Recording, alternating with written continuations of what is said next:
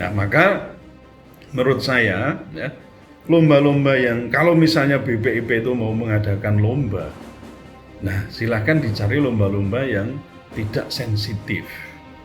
Dan kalau BPIP itu berusaha atau dalam hal ini adalah mengadakan lomba-lomba yang sensitif seperti ini, saya kira ya kontraproduktif dengan tujuan BPIP untuk diadakan. Assalamualaikum Puan dan Tuan. Anda berjumpa kembali dengan saya Profesor Suteki di channel yang radikal, ramah, terdidik, dan berakal.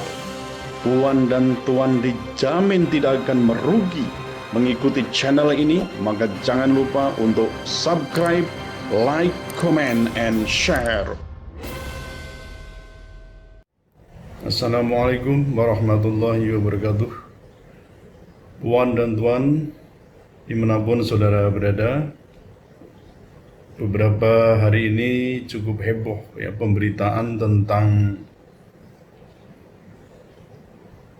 lomba yang diadakan oleh BPIP pada tanggal 11 Agustus tahun 2021. Akun Twitter BPIP mengunggah poster lomba ya, dalam rangka peringatan Hari Santri Nasional. Kompetisi ini bertitel tentang kompetisi penulisan artikel tingkat nasional. Nah, ini yang temanya cukup menarik. Yang pertama, temanya itu adalah hormat bendera menurut hukum Islam. Nah, yang kedua, menyanyikan lagu kebangsaan menurut hukum Islam. Total hadiahnya cukup besar ya, yaitu 50 juta rupiah. Nah, dalam hal ini saudara sekalian, lomba kompetisi penulisan artikel tingkat nasional yang diadakan oleh BPIP ini justru menimbulkan kegaduhan baru. Kenapa bisa begitu? Ya, banyak tokoh yang menyayangkan kenapa temanya itu semacam ini. Sudah banyak ya tanggapan dari beberapa tokoh, ada dari MUI, ada dari pengamat sosial politik ya masyarakat, juga ada yang dari Muhammadiyah. Intinya mereka menyayangkan kenapa lomba dengan judul yang sangat sensitif ini justru diadakan oleh BPIP. Nah, badan yang seharusnya itu melakukan pembinaan ya, ideologi Pancasila supaya bisa mengayomi, ini justru dengan mengadakan lomba ini saya mencatat ada 3 hal yang berpotensi terjadi. Yang pertama adalah justru mengancam kesatuan dan berarti apa? Berpotensi menimbulkan disintegrasi bangsa. Kenapa bisa begitu? Ya karena justru dari lomba ini bisa muncul perpecahan, ya. Akhirnya terbelah.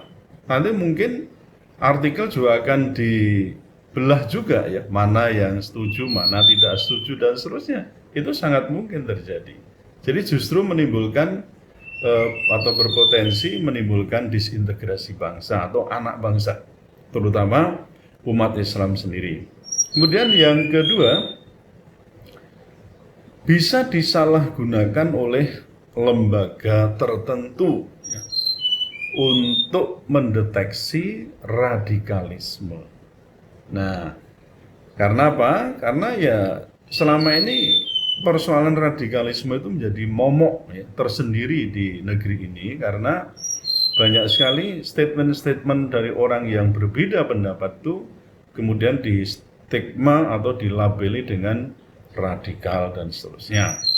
Nah, kemudian yang ketiga juga bersifat kontraproduktif dengan upaya peningkatan peran santri dalam merebut dan juga mengisi kemerdekaan. Nah, justru seharusnya itu yang harus diungkap itu kan persoalan bagaimana peran santri ini dalam kita melihat sejarah dalam merebut kemerdekaan. Kemudian yang kedua adalah ketika diharapkan santri juga mengisi kemerdekaan ini untuk mencapai tujuan nasional sebagaimana dicantumkan di dalam pembukaan Undang-Undang Dasar 45 alinea yang keempat.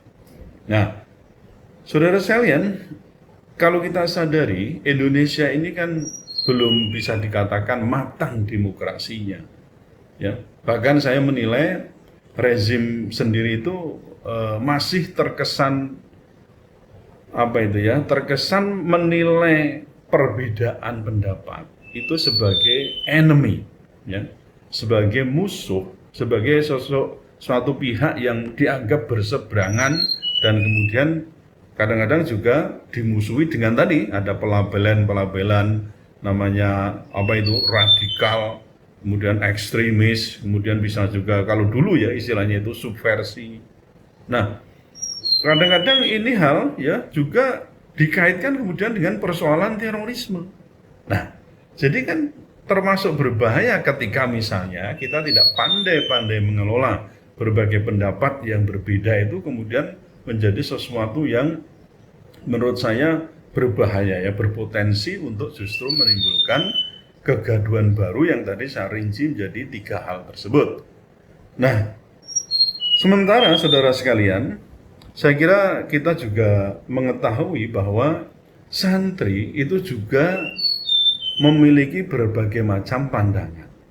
Namun menurut saya pada intinya seharusnya santri itu diberdayakan, bukan diperdayakan ya, diberdayakan ya, empowerment di sini ya, untuk membangun peradaban luhur ya bersama dengan elemen yang lain ya, sebagaimana Muhammad Natsir juga menyampaikan bahwa ada 3 elemen bangsa yang bisa dipakai atau didayagunakan untuk membangun peradaban. Kalau kita bicara tentang Islam, berarti juga peradaban nasional di Indonesia, terutama di peradaban Islam.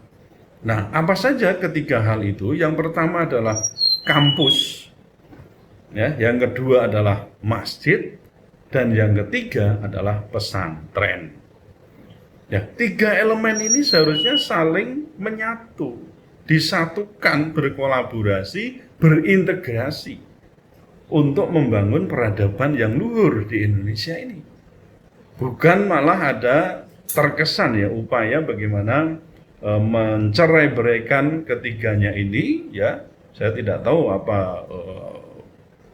ada agenda yang tersembunyi atau bagaimana, saya juga kurang tahu persis, tetapi kesan itu tampaknya perlu kita cermati bahwa tidak boleh ada upaya untuk mencerai-beraikan ya elemen yang tadi saya sebut, yaitu kampus, masjid, dan pesantren.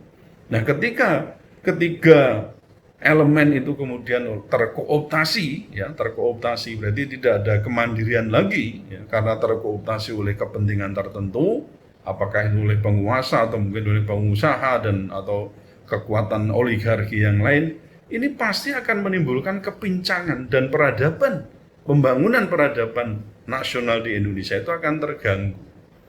Nah, maka menurut saya ya, lomba-lomba yang kalau misalnya BPIP itu mau mengadakan lomba, nah silahkan dicari lomba-lomba yang tidak sensitif. Dan kalau BPIP itu berusaha atau dalam hal ini adalah mengadakan lomba-lomba yang sensitif seperti ini, saya kira ya kontraproduktif dengan tujuan BPIP untuk diadakan. Nah, kalau keadaan demikian, apakah tidak lebih baik BPIP itu dibubarkan saja?